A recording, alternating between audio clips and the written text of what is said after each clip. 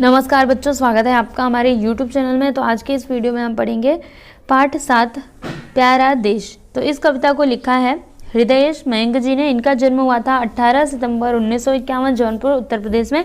इनकी रचनाएं देख लीजिए। मैं, शहर और सूरज, सायरन से सन्नाटे तक, अपने हिस्से की धूप आदि। परिचय: आप हिंदी के प्रसिद्ध कवि एवं लेखक के रूप में माने जाते हैं। मंच और गोष्ठियों में आपका योगदान सराहनीय है। प्रस्तुत कविता में कवि ने भारत की विविधता एवं विशेषताओं की ओर ध्यान आकर्षित करते हुए अपने प्यारे देश का यशगान किया है। तो चलिए बच्चों, हम इस कविता को पढ़ते हैं और फिर समझते हैं। लेकिन कविता को शुरू करने से पहले हम शब्द वाटिका देख लेते हैं। तो देखिए यहाँ पर अक्षुण मतलब क्या होता है? समूची, अखंड। धरोहर मतलब अमानत। निर्मल मतलब शुद्ध। सोहना मतलब शोभित होना। और छवि मतलब सौंदर्य। और सपूत मतलब क्या होता है? लायक पुत्र। ठीक है, तो चलिए इस कविता को पढ़ते हैं और फिर समझते हैं। देखिए इसमें क्या दिया है? गंगा जिसकी अक्षुण धरोहर, यमुना सा निर्मल मन जिसका, ऐसा प्यारा देश है किसका। देखिए यहाँ पर कवि जी क्या लिख रहे हैं कि गंगा जिसकी अक्षुण धरोहर, मतलब गंगा जिसकी क्या है? अक्षुण मतलब अखंड धरोहर है। और मन इसका कैसा है? निर्मल है। यमुना सा निर्मल है। तो ऐसा प्यारा देश है किसका? ऐसा प्यारा किसका देश है?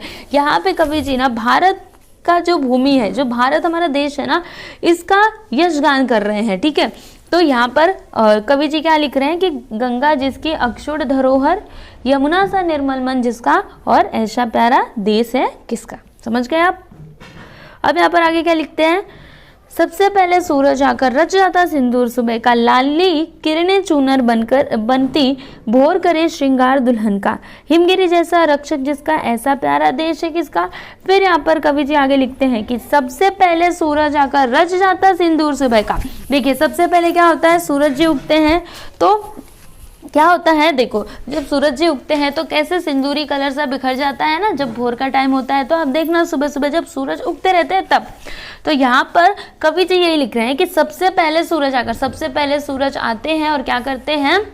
रच जाता सिंदूर सुबह का, मतलब सुबह सुबह कैसे पूरी लालिमा बिखरी रहती है, सिंदूरी सुंदूरी। ठीक है, तो उनके कहने का मतलब यही है। फिर आगे क्या है? लाली किरणें चूनर बनती, भोर करे श्रृंगार दुल्हन का। और जो लाल लाल किरणें हैं, जैसे जब सूरज जी उगते हैं तो जो किरण आती है वो किस कलर की रहती है? लाल लाल रहती है। तो यहाँ पर कवि जी क्या लिखते हैं कि लाली किरणें क्या बनती हैं? चूनर बनती हैं। और भोर क्या करता है? श्रृंगार दुल्हन का, मतलब भोर हमारा भोर क्या करता है? जो हमारी दुल्हन है, अभी हमारा दुल्हन कौन है? जो हमारा भारत देश है, ये एक दुल्हन के जैसा है। तो भोर करे श्रृंगार दुल्हन का। ठीक है, हिमगिरी जैसा रक्षक जिसका, ऐसा प्यारा देश है किसका। और हिमगिरी जैसा रक्षक जिसका है, हिमालय पर्वत है, वो कहाँ पर है? भारत के अपर साइड में है। ठीक है, तो ये हिमालय क्या है? हिमगिरी जैसा रक्षक जिसका, ये एक रक्षक की तरह है ना, हमारे भारत देश की रक्षा कर रहा है हिमगिरी। तो हिमगिरी जैसा रक्षक जिसका, ऐसा प्यारा देश है किसका। अब आगे देखिए। आसमान छूता मस्तक हो, सागर उठ उठ चरण धरे, बाहें हैं पंजाब हिमाचल, हिम में गंगा जल लहरे, सोना हीरा कणकण जिसका, ऐसा प्यारा देश है किसका। फिर यहाँ पर कवि जी आगे लिखते हैं कि आसमान छूता मस्तक को, मतलब आसमान है, आसमान ऐसा लगता है कि क्या कर रहा है? मस्तक को छू रहा है। ठीक है, फिर सागर उठ उठ चरण धरे। अभी देखो मैं आपको उसका मतलब बताती हूँ। जैसे देखो, और जो हमारा भारत देश है, आप देखना उसका नक्शा कैसा होता है, ऐसे करके फिर ऊपर से ये जम्मू एंड कश्मीर, फिर इधर होता है, फिर नीचे कन्याकुमारी और ये सभी तमिलनाडु वगैरह होते हैं। ठीक है, तो ऐसे करके होता है ना। तो जो ये मस्तक है इसका, तो ऐसा लगता है कि ये जो मस्तक है ना, ये क्या कर रहा है? आसमान को छू रहा है। समझ गए आप? अब नीचे ये जो कन्याकुमारी वाला एरिया होता है, यहाँ पर क्या है? सागर है ना, समुद्र है। तो सागर उठ उठ चरण धरे, देखो ये हो गया सिर। तो आसमान क्या कर रहा है? मस्तक को छू रहा, मतलब मस्तक ऐसा लगता है कि जो मस्तक है, सिर है, वो आसमान को छू रहा है। और जो इसका चरण है, वो उस चरण को जो सागर है वो उठ उठ के धर रहे हैं, मतलब ऐसा लगता है कि ये इसके पास आ रहे हैं, इसके चरण को पकड़ रहे हैं। समझ गए आप? चलिए फिर आगे क्या है? बाहें हैं पंजाब हिमाचल, और जो बाहें हैं इसकी, ये हैं, ये देखिए, ये जैसे भारत देश होता है ना, आप देखना नक्शे में, तो उसकी जो बाहें होंगी ना, वो क्या है? पंजाब हिमाचल, हिम में गंगा जल लहरे, सोना हीरा कणकण जिसका, और जिसका कणकण क्या है? सोना और हीरा है। ठीक है, तो ऐसा प्यारा देश है किसका। फिर यहाँ पर आगे देखिए, भाषाएं खुद गहना बनकर रूप निखारे इस दुल्हन का, हिंदी कुमकुम बनकर सोहे बाकी बनती छवि दर्पण का, जन गण मन अधिनायक जिसका, ऐसा प्यारा देश है किसका। फिर यहाँ पर कवि जी आगे लिखते हैं कि भाषाएं खुद गहना बनकर रूप निकाले इस दुल्हन का। देखिए हमारे भारत देश में अलग अलग तरह की भाषाएं बोली जाती हैं कि नहीं। आप हर जैसे देखो आप जहाँ पे रहते हो ना, इससे आप 200-250 किलोमीटर आगे जाओगे ना तो जाके भाषाएं थोड़ी चेंज हो जाती हैं। तो समझ में आ रहा है आपको। तो भाषाएं खुद गहना बनकर क्या करती हैं, रूप निखारे इस दुल्हन का। ये जो हमारा दुल्हन जैसा ये हमारा भारत देश है, इसका क्या करते हैं, रूप ये निखारती हैं। ये जो भाषाएं हैं ये क्या बन जाती हैं, गहना बन जाती हैं। ठीक है, गहना बन करके इस दुल्हन का क्या करती हैं, रूप निखारती हैं। फिर हिंदी कुमकुम बनकर सोहे, और हिंदी क्या करता है, कुमकुम बनकर के सोता है, क्योंकि सोहता है।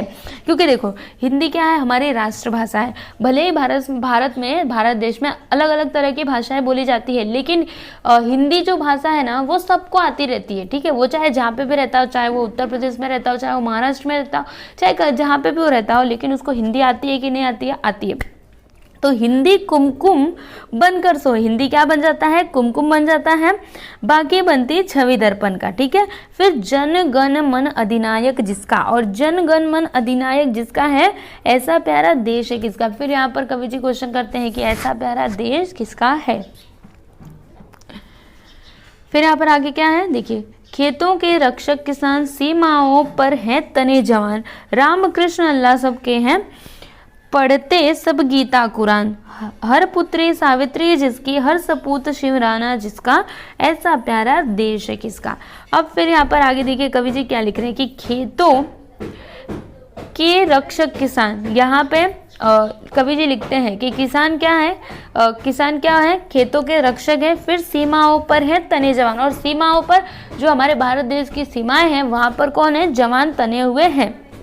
ठीक है, फिर यहाँ पर आगे लिखते हैं कि राम कृष्ण अल्लाह सबके हैं, पढ़ते सब गीता कुरान, सभी गीता पढ़ते हैं, सभी कुरान पढ़ते हैं, और हर पुत्री सावित्री जिसकी, और जिसकी हर पुत्री क्या है, हर एक पुत्री क्या है, सावित्री। समझ में आया आपको, हर एक पुत्री सावित्री जैसी है, और हर सपूत, और हर एक पुत्र क्या है, शिवराना जिसका। समझ में आया आपको, हर एक पुत्र क्या है, शिवराना है। तो ऐसा प्यारा देश है किसका। तो इसका उत्तर तो आपको मिल ही गया होगा कि ऐसा प्यारा तो कौन सा देश है, हमारा देश है, जिसका नाम है भारत माता। समझ में आया। वैसे हमारे देश का नाम है भारत, लेकिन हम इसको क्या कहते हैं, भारत माता की जय। ठीक है बच्चों, तो यहाँ पे हमने ये कविता कंप्लीट की, और मुझे पूरा विश्वास है कि आप लोग को ये कविता समझ में आई होगी। ठीक है बच्चों, तो अब हम मिलेंगे अगले वीडियो में, तब तक के लिए नमस्कार।